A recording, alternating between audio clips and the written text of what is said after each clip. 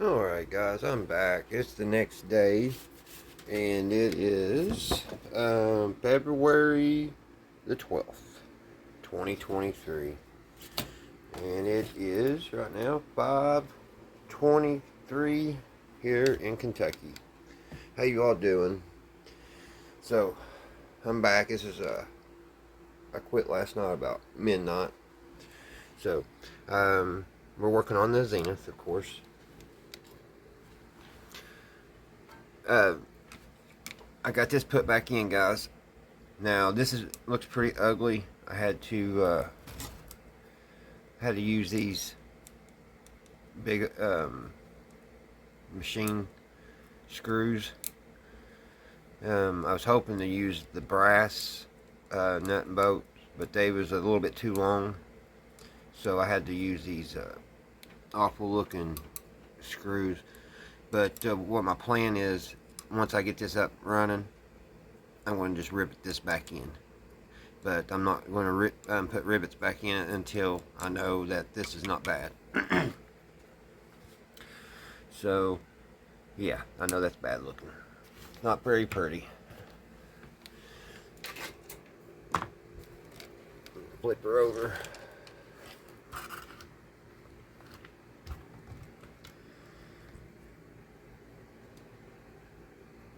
Let you see my handiwork. This side there, I got everything back where it goes. I'm still using that old filter, that old capacitor. It didn't test bad, but I only used the multimeter, and there's only so much you can tell with a multimeter. Maybe one day I'll be fortunate enough to get me a capacitor checker. But right now I'm going to go ahead and run that. I got both the resistors. I had to replace this wire like I showed just in the clip before. I've got that replaced. I've got that ready to take off. I got that replaced. I got this resistor back in, and you can't hardly see it, but I had to put some protection on another wire on the bottom because it was showing. This wire is just so fragile. You can see it right here, the cracks, and it's like that through the whole entire radio. So like, it's fine as long as you don't touch it and have to move it. It's okay, but as soon as you disturb it, you've got problems. So I'm probably one day have to eventually maybe have to rewire this. I hope not. All I want to do is play. I want it to be able to turn on and listen to it, and it don't got to be perfect. At this point, it's just going to be. It's not an everyday radio. It's not my everyday listening radio. But I do like having all my radios that I own at least work, and at least turn on and get one station at the most. So, and with this one being my favorite radio so far in my collection, I really like to have it working. I I don't believe it ever work as good as day one, not with me owning it, because that would require a complete teardown. And honestly, I believe I would just make things worse. And yeah, there's that. So what I'm going to do next is I'm going to take this ultraletic off. It says I can read 150 volts. That's all I can read. The rest of it's just faded. But what I'm going to do is I'm just going to take one of these caps off. I got a couple at 200 volts. I got those two at 160 volts that I showed you previously. So what I'll probably do to be on the safe side, I'm going to put a big old 200 volter on it. That way I know there's going to be no problems. And then I'm going to attempt to run some DC current through it. I'm thinking about maybe running it through the actual wires that it's supposed to.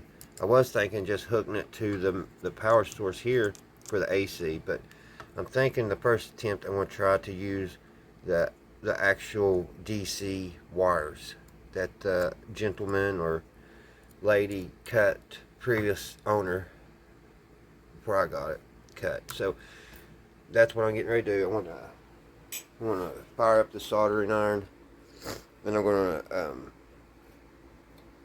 to remove one of these and put it in line, and then we'll see if we get anything. And that'll probably be the end of this video, because I'll have to go. That will probably tell me what to do next. I really need a whole bucket of capacitors, really. So considering that I need 4 new tires on my truck, that's probably going to be put on the back burner if that's the case. But who knows? We may get lucky. I may put that ultraletic in here, and it may fire up and play a little bit, and I would be tickled to death. So, guys, I'll be right back. You've seen me solder. You saw everybody solder. It's no big thing, unless I burn myself, and that's probably pretty comical. And that happens about probably 2 times out of 10. I'm burning myself with that thing. But besides that, that's nothing for anybody to really watch. So, I'll be right back, guys. Okay, guys, I'm back. Now, I have this ultraletic here. Took it out of that board I showed you a minute ago. I soldered me on a couple more leads. I ran out of good wire, so I had to scrounge up some of this old insulation wire. When you use this type of wire, guys, just remember you got to take a knife or something and peel off that insulation. But yeah, this lead's pretty ugly. But anyway, this is a 200 volt, 250 MF. So I've got it hooked up. It has right now, from the Variac, I've got about, I say it's not even a volt yet. So I'm going to turn it up to about 2 volts. And it seems like it's pretty stable.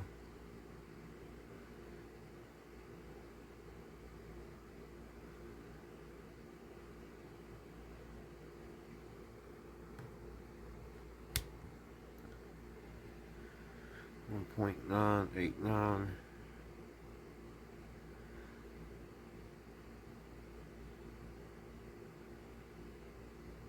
Take it on up just a hair more.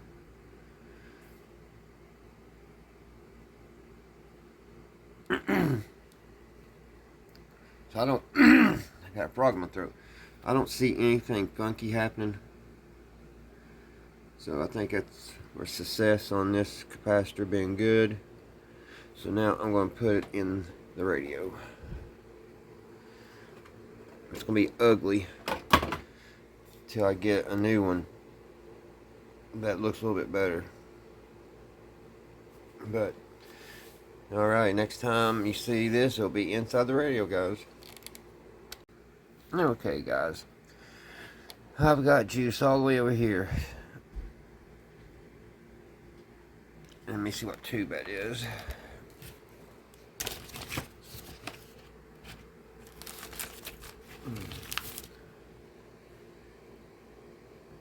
So it's 1, 2, 3. That'd be the 1LM5, the IF tube.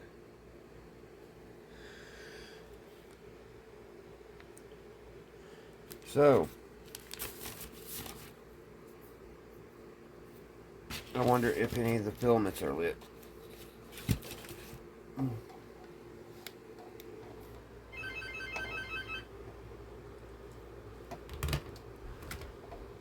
Yeah. I've got juice.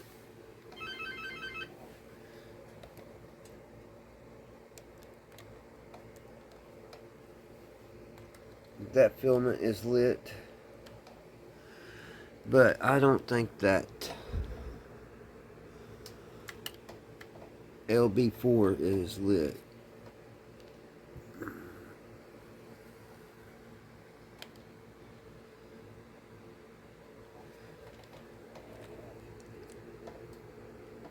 And that's what I'm trying to check out, guys.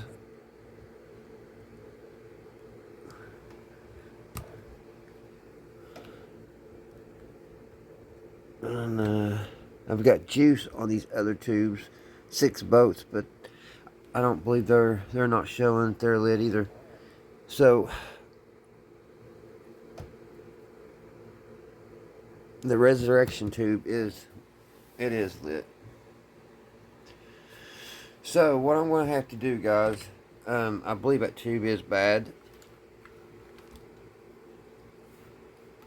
So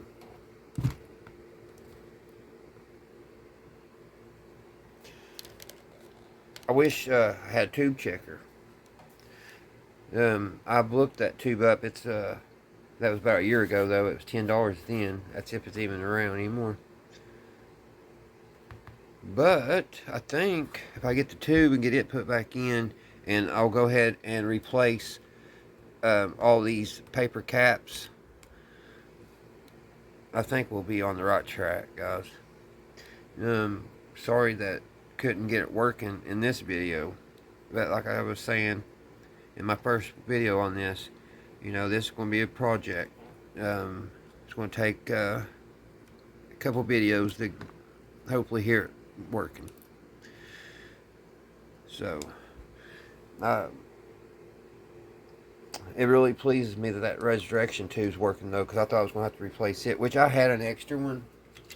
I believe this was the original one that came out, and here a while back I got lucky and I found a few of these. So if any of you guys out there that's watching that has a stash of tubes and would like to part with a 1 LB4,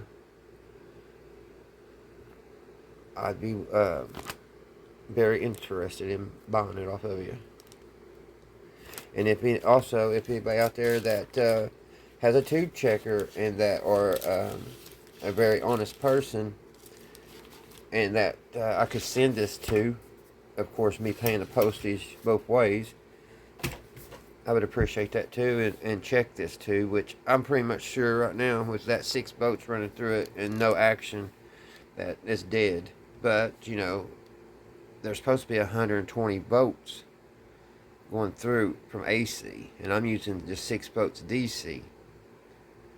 So actually, right at 7 boats, I probably need to turn it down a little bit. Probably running a little high, because on most of these radios, I've noticed they're usually just a 6 boat DC current. But it does look like the ultralitic that we replaced in this is working great. So that is taken care of. And I believe these will be pretty easy to obtain, these paper ones. I can get those in those little kits, which I hate to. They're Chinese usually in them Amazon kits, but it'd be nice to all these were still good, because I love, I like the old look a lot better than this new look. But anyways, at this point I'm just rambling, guys. It's 5 minutes away, I think, from Super Bowl. Actually, it might be on at 7:04. So guys, y'all have a great evening. Have a blessed day. Tomorrow, have a blessed week coming up, and y'all stay safe. And I'll see you next time here on Redneck Waves.